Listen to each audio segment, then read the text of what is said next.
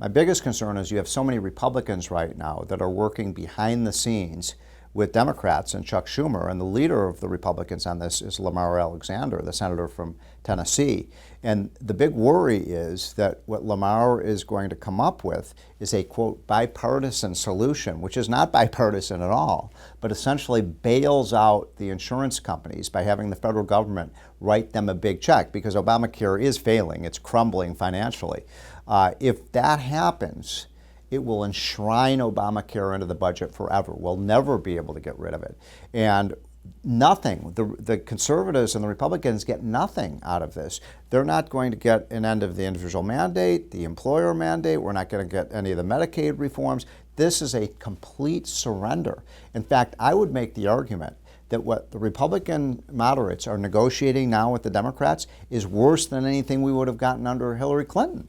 So it is a big worry. Conservatives have to shout it out that this is not acceptable. There should be no bailout of the insurance companies, no bailout of the exchanges. One of the central promises that was made by Barack Obama when Obamacare was passed, we know almost every promise that was made has been broken, but if we start flushing tens of billions of dollars of additional taxpayer money into Obamacare, whatever happened to the promise that this wasn't going to increase the budget deficit?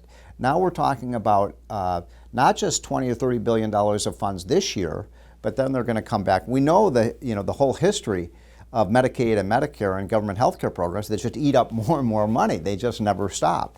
And this will prevent us from ever getting rid of Obamacare. Republicans would be betraying conservatives if they went along with this bipartisan, this supposed bipartisan bailout of the insurance companies. Yeah, what I've recommended is because, it's simple math. The Republicans just can't seem to get to 50 Republicans, and obviously not a single Democrat is going to vote to roll back or repeal Obamacare.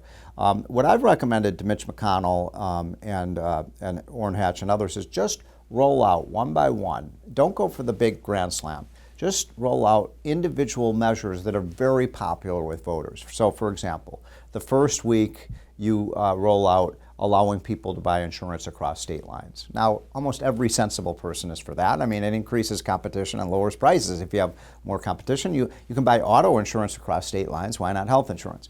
The second week, you might have a vote to repeal the medical device tax, which is destroying innovation.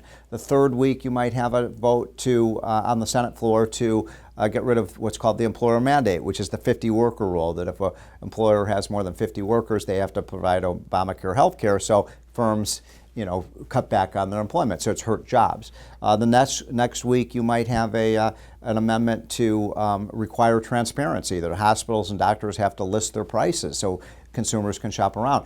And now, I'm not under the illusion that all of these amendments would pass. Some of them may actually pass. Some of the, those would be tough votes for Democrats. Why aren't you for more choice? Why aren't you for more competition? Why aren't you for lowering, premiums for individuals? So this would be the strategy would be Republicans say, look, we're moving forward. We're trying to get this done. Democrats are being completely uncooperative. They're against everything. And I think that would be the best way forward. It's a complicated issue. First of all, the United States leads the world and has led the world for the last 50 years in terms of virtually all of the wonder drugs that have come forward over the last half century have been invented and developed in the United States. Drugs are so critically important to our health, right? I mean, if you can develop a drug that prevents someone from having to have surgery or saves lives, my gosh, of course we want that. So the idea of sucking the profits out of the pharmaceutical industry is abhorrent to me, because these are life-saving vaccines and drugs that we need more of, not less of. So we should not suck profits out of the industry, but on the other hand, the idea of trying to find ways to make drugs more affordable to people, I'm certainly in favor of that. But I want to make sure it's done through markets, not through mandates and government regulation.